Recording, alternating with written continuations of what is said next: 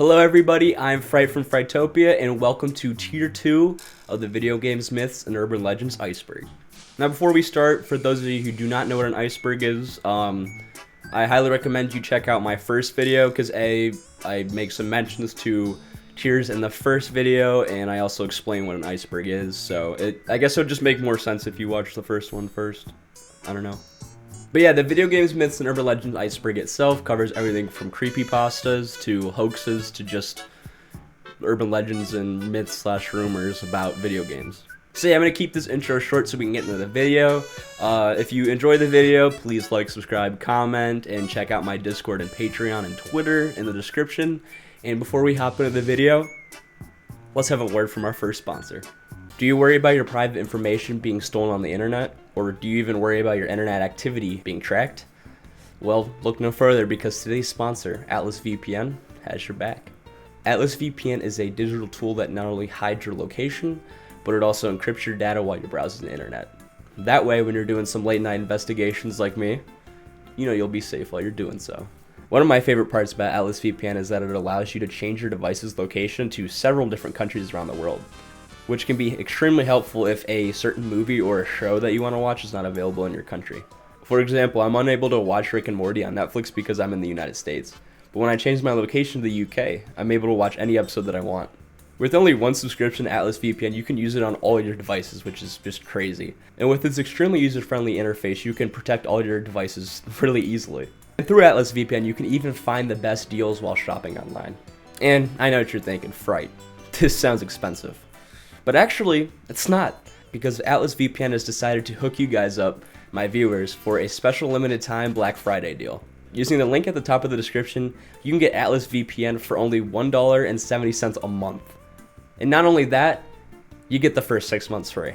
That's right, Atlas VPN is offering an 85% discount for only $1.70 a month. Along with this sweet discount and the free 6 months, Atlas VPN is also offering a 30-day money-back guarantee. Once again, this link is in the top of the description, and this is a deal you need to take advantage of. I tried this out for myself, and I honestly love it. Thank you guys so much for watching this ad, and thank you so much to Atlas VPN for sponsoring this video. It really means a lot. I really hope you guys check them out in the link in the description, and without further ado, I'm Fright from Frightopia, and let's get into the video. Every copy of Mario 64 is personalized. Our first entry of the day is a creepypasta that spawned the theory that there is a personalization AI within Super Mario 64, which pulls assets from the game's code and modifies them to adapt to the player. The creepypasta reads this: every copy of Super Mario 64 is personalized. Nintendo's experimental AI adapts and subtly creates a slightly altered version of the game tailored specifically for you, appealing to you subconsciously in ways you don't even notice, as well as attempting to mess with you and study how you react to it. Have you ever played someone else's copy of Mario 64? Have you ever felt like something was just a little bit off? That's why. That's how. This is much more than just simple experimentation with procedural generation, however. There are many layers to this, and some of them are more sinister and malicious than others. Super Mario 64 is, at its core, an insidious and evil work of human creation. This creepypasta ended up leading people to recall times in which they played someone else's copy of Super Mario 64 and felt like there were some differences with it. So this basically just fueled the flames to this theory. People use this theory to help explain some of the anomalies that have happened to certain players, such as the Wario apparition. There are also many different interpretations to the theory itself, explaining how the AI affects the game. However, the existence of this AI has not been confirmed due to the lack of evidence to back up the theory. If the AI does not exist, which it probably doesn't because it hasn't been found yet, these differences in the game might just be due to the Mandela effect, with people misremembering what their gameplay was actually like many years ago. Reviving Aerith. Okay, so huge spoiler for the Final Fantasy series, so if you for some reason don't want that spoiled, I'll give you 1 second to skip ahead, so. Alright. Okay, for those of you that are still here, this entry refers to the rumor that Aerith, after being killed by Sephiroth in Final Fantasy VII, can be revived. This death was devastating to many Final Fantasy fans, and allegedly this rumor of said revival was started by a Squaresoft employee. One of the methods involved the underwater materia, which is a relatively useless item outside of an optional boss fight. The belief was that if a player was able to max out the materia AP, they could enter a underwater portion of the Forbidden City where they would be able to revive Aerith. Another method was rumored in which you would avoid Aerith's death completely if you strictly shown kindness to Aerith and hostility towards Tifa, which would cause Tifa to die in that incident. Both of these methods have been proven false, and Squaresoft themselves issued a statement saying that there is no way to revive the character due to the fact that it would basically ruin the whole impact of the scene, which makes sense. John Doe. At first, when doing research, I was kind of confused on what exactly this was. At first, I thought it was the John Doe visual novel game.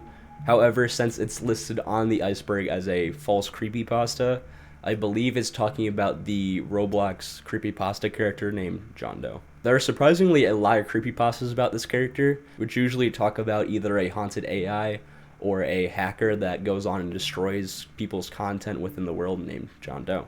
This has been confirmed false because David Baszucki and Eric Cassell, two of the creators of Roblox, created two characters named John Doe and Jane Doe with user IDs 2 and 3 as characters that they can use to help test the game. So the accounts are owned by Roblox and are not used to hack or ban people. So yeah, that's exactly what you would expect a Roblox creepypasta to be like. Stop and swap.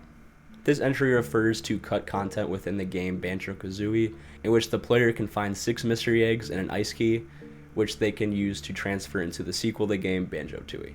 The goal was for the player to collect all these mystery items and quickly swap the cartridges, but since the hardware of the Nintendo 64 was upgraded, the time frame in which this swap could be done went from 10 seconds to only 1 second, which basically made this feature impossible, and ultimately they scrapped it. The items were instead shown to players of Banjo-Kazooie, foreshadowing that they could later collect them in Banjo-Tooie, which they could through puzzles and boss fights. Ratman in GTA 4. Ratman is an urban legend about a rat-like creature that roams the subways in Chinatown in GTA 4. The theory was that Ratman was very fast and could kill players quickly, which added an extra layer of creepiness to these already very creepy subways. Many people recorded and took pictures of these encounters with the Ratman and when they supposedly killed the character. However, like in Tier 1, when we talked about the myth of the Bigfoot in GTA San Andreas, they looked into the files of the games and found nothing about the Ratman, so. Giygas is a metaphor for a sure. Basically, this theory is that the final boss fight of 1994's Earthbound represents an sure. How does this make any sense? Well, the protagonists of the game have to go back in time in order to fight a weaker version of Giygas. People say that Giygas' lair represents a cervix, while Giygas himself represents a city. Therefore, killing the boss kind of represented, how much of this am I going to have to censor? However, this was debunked in 2003 when the series creator, Shigesato Idoi, who said that the character was actually based off of a traumatic experience he had as a kid when he accidentally walked into the wrong movie at a movie theater. The movie was a horror movie in 1957 called The Military Policeman and the Dismembered Beauty, in which he saw a murder scene which he thought was an R-word scene. Fun is infinite. This entry refers to a Easter egg in the game Sonic CD. I'm going to just read this portion off my screen because it's a lot of cheat code stuff and it's going to be hard for me to memorize. So this can be accessed through going to the game's sound test by pressing down, down, down, left, right during the press start screen. And then if you set the FM to 46, PCM to 12, and then DA to 25, the screen will fade and show this Japanese text, which translates to Fun is Infinite with Sega Enterprises and then Majin. The North American version of the game included some creepier music, and then some urban legends and creepypastas spawned off of this due to the mistranslation to the word Madsden, which means devil in Japanese. Tails Doll Curse. Tails Doll Curse is a creepypasta about a man who bought a game called Sonic R, which is a racing game that he played with his son, and then his son eventually beat it in a couple days. When his son went to bed, the dad played it, selected Tails' doll to race as, and it matched him up against Sonic, and then the game itself just turned off. So the dad went to bed, woke up at 2 in the morning to thumping at his door, which he just assumed to be his son. The dad couldn't stop thinking about Tails, and when he went to go open up the door, he heard "You are coming with me forever" and saw a possessed bloody doll. This creepypasta has inspired a lot more creepypastas about the character, which just keeps adding on to the lore. Jumping over the flagpole in Super Mario Bros. This entry refers to the long-running rumor in which you can jump over the flagpole in the game Super Mario Bros. I believe that this has actually been proven possible at the ends of level 3-3, 2-1, 1-1, and 7-2. However, if this glitch is actually completed, the player will be unable to actually finish the level. Sonic and Tails in Melee. This entry refers to an urban legend started by an April Fool's prank in the Electronic Gaming magazine, in which the article stated that if a player was able to defeat 20 enemies within the cruel melee mode, they would be able to face Sonic and Tails, and if they were to defeat Sonic and Tails, they would be able to unlock them as playable characters. This was obviously proven false pretty quickly because those who completed that challenge did not see any Sonic or Tails. However, Sonic creator Yuji Naka stated in an interview that Sonic was actually supposed to be in the game originally, however had to be cut due to time constraints. Toad in Melee. Funnily enough, we have another Melee one. This one comes in the form of a hoax made by a small GeoCities website in November of 2002, which stated that Toad could be unlocked by getting a perfect score in the post-credit sequence game, which involves shooting every single name in the credits, which is actually a lot harder than it sounds. Then, if the player were to go through adventure mode again and complete it, they would be able to fight Toad and unlock him. This was disproven pretty quickly due to the fact that there is no data in the game's code for Toad other than in Peach's attack. Totaka's Song. This entry refers to the melody that sound designer Kazumi Totaka has inserted in many of the games that he's worked on. It is normally hidden within several minutes of some rarely heard songs within some games, such as Luigi's Mansion, Super Smash Bros. Brawl, Animal Crossing, and Mario Kart 8. It is also rumored to be in games such as Wii Sports, Super Mario Odyssey, and Super Smash Bros. Ultimate, however these have been unconfirmed. Reptile in Mortal Kombat 1. Reptile, one of the antagonists of the Mortal Kombat series, became the first character in fighting game history to be a hidden opponent with the release of 1992 Mortal Kombat. Reptile was thought up of and created very late within the development cycle, with the character being a quote-unquote cooler version of Scorpion, whose appearance in the game was hoped to be spread through word of mouth due to the very difficult nature of actually finding him. To fight the character, one must start a single-player game. When you enter the pit and look at the moon, you should see a silhouette pass it every 6 games. After seeing the silhouette, the player must achieve a double flawless victory with a fatality without blocking at all. Then the player is allowed to fight Reptile, and Reptile sometimes gives clues on how to beat him before the fight starts. If the player defeats Reptile, they are awarded with 10 million points, and the game becomes substantially harder after that. Reptile would soon become a playable character in Mortal Kombat 2 just a year later. 1987 on Custom Night screen. This entry refers to an Easter egg on Custom Night in Five Nights at Freddy's, in which the player enters a 1 for the difficulty meter of Freddy, 9 for Bonnie, 8 for Chica, and 7 for Foxy. When the player clicks ready and starts the game, Golden Freddy will pop up on the screen with a jump scare and utter a low-pitched scream, and then the game crashes. The Easter egg was originally not in the game, but due to all the rumors spreading online about the potential Easter egg, and this is really cool, the creator actually added the Easter egg in, which I think is a good touch. And for those of you who do not know, the year 1987 is probably the most important year for the lore of the Five Nights at Freddy's series, in which that is the year when the Bite of 87 happened. Gyroid Face. This entry refers to an Easter egg within the 2001 game Animal Crossing, in which if a player takes a train to another player's town and takes out their cartridge without saving the game or turns off their console, and then when they turn it back on, their character reappears in their own village with the face of the Gyroid statue, and all their inventory stuff is gone. This creepy Easter egg was actually put in on purpose, and it was not a glitch. The creators of the game likely put this in to remind the players to save their games. This Easter egg actually has a creepy rumor along with it, where people believe that this represents that their character has died while on the train. Ghostface on World 4-4 Super Mario 3D Land. This entry refers to an Easter egg on World 4, Level 4 of Super Mario 3D Land, in which if a player stands on a short wall behind the goal pole and faces the fence for a couple of seconds, a ghost face slowly appears on the screen. After a couple of seconds, the ghost opens up its mouth and then slowly fades into the background. Jolene Cranley Evans Ghost.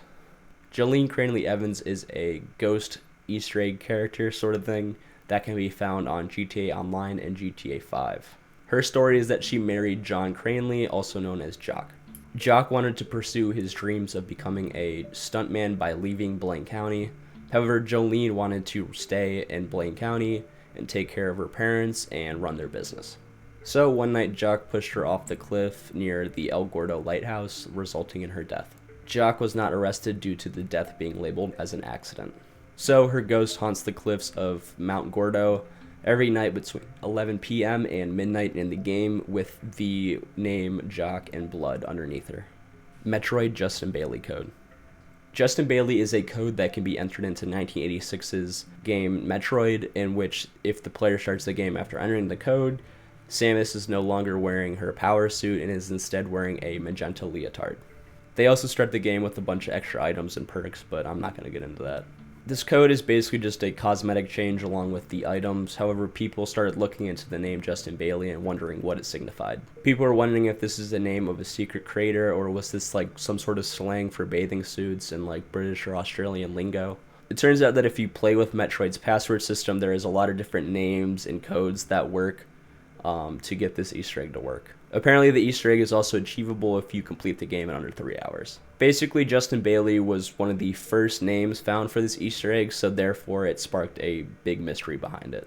Pokemon Black Hack. Okay, so I just realized I wrote a lot for this one, but I like Pokemon games, so I'm not going to complain about talking about this, so.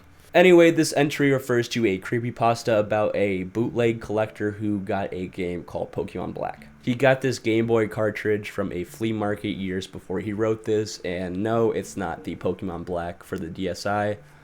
It's like a bootleg version of Pokemon Red. However, the main difference between this game and Pokemon Red is that there was a 4th starter called Ghost that was level 1 and only knew one move called Curse. This Ghost had the sprite of the ghost that you can encounter in Lavender Town, and the significance of the move Curse being used was that Curse was not an available move yet in Generation 1, and it turns out the move has a much different use than in the generations in the future. And I also missed this part, which is pretty significant, that Ghost cannot be removed from your inventory within the run as well.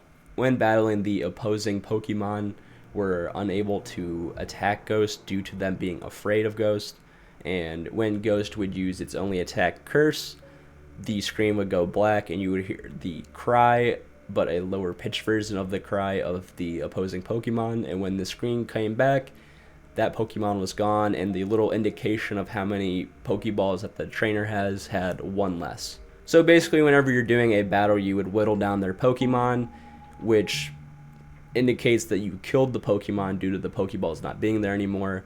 And once you defeated the trainer, you could either run from the battle or use Curse once again.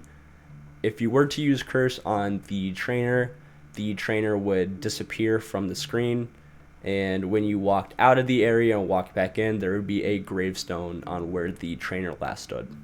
So yeah, you just pretty much killed Pokemon and people. And obviously you couldn't do this on people that you would face again, like your rival. However, the last time that you face them in the game, you can kill your rival. So, yeah. And another thing with the Curse is that you cannot use it on other Ghost-type Pokemon since they're, like, already dead. So, yeah.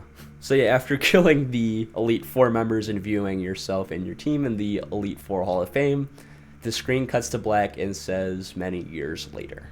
You are then an old man version of yourself in Lavender Town, and there are just no other characters around. You also have no Pokemon, and you walk at about a half speed. When you return to your house in Pallet Town, the screen fades to black, and then you see each of the Pokemon one by one that you use Cursed on, followed by each of the trainers you use Cursed on. And the tune from Lavender Town plays, getting ever more distorted as time goes on. You are then thrown into a battle. You as an old man against Ghost. You only have one move, which is Struggle, and obviously you can't affect Ghost with Struggle, so you just damage yourself. Ghost doesn't attack you until you're really low on health, and then it finally uses Curse. And when Ghost uses Curse, your screen fades to black, and it doesn't change until you restart your Game Boy, and then when you do, your only option is to start a new game. Rayman Leak. This entry refers to a hoax created by YouTuber Artsy Omni, in which he created artwork that supposedly leaked the addition of Rayman into Super Smash Bros. For the Wii U. This hoax was actually so detailed and elaborate that people genuinely believed that Rayman was being added to Super Smash Bros. And Game Rant even created an article on it. And even Ubisoft, the people that own Rayman, just were genuinely confused. It was eventually disproven, but Artsy Omni actually got a lot of praise for how good his artwork was, and he also created a video on how he did it, if you guys are interested in checking that out. Grinch Leak. This entry is much like the last one.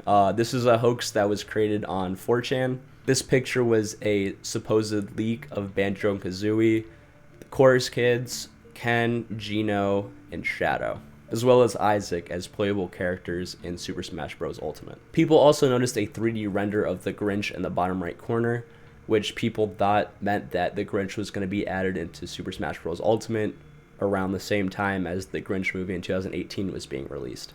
The render was never before seen on the internet, so whoever made this hoax actually had to make their own 3D model of the Grinch. This hoax was eventually proven false when in the following Nintendo Direct, out of all of those characters, Ken was the only one that was announced to play in Super Smash Bros. Ultimate. Catastrophe Crow.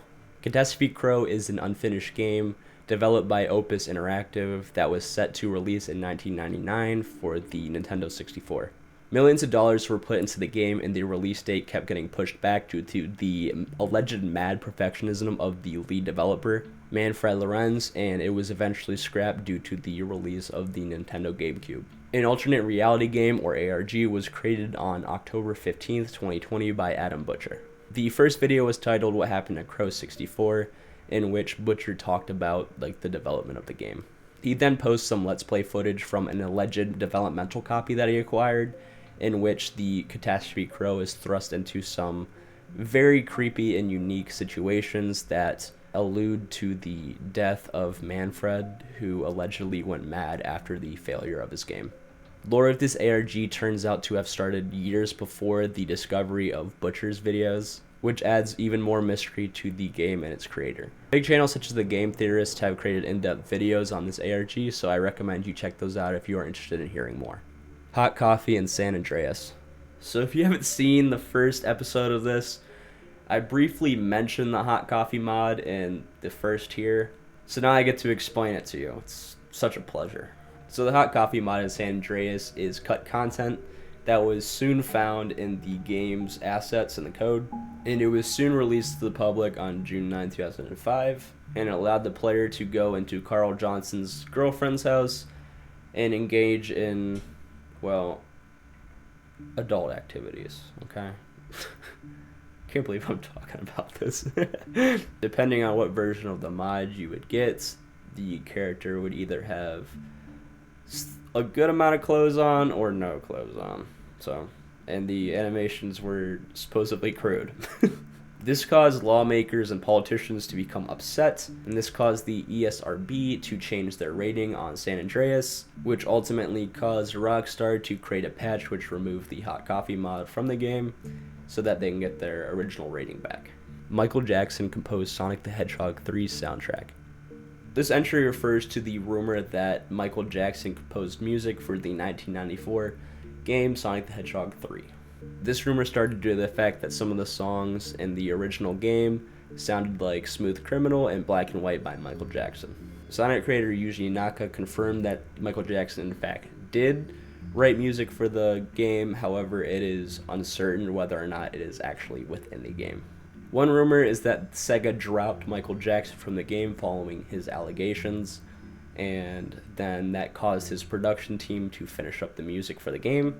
Another rumor comes from Brad Buxer, one of the musical directors for Michael Jackson, who in a 2009 article stated that Jackson was unhappy with how the songs turned out and wished to remain uncredited within the credits of the game. Hall of Tortured Souls.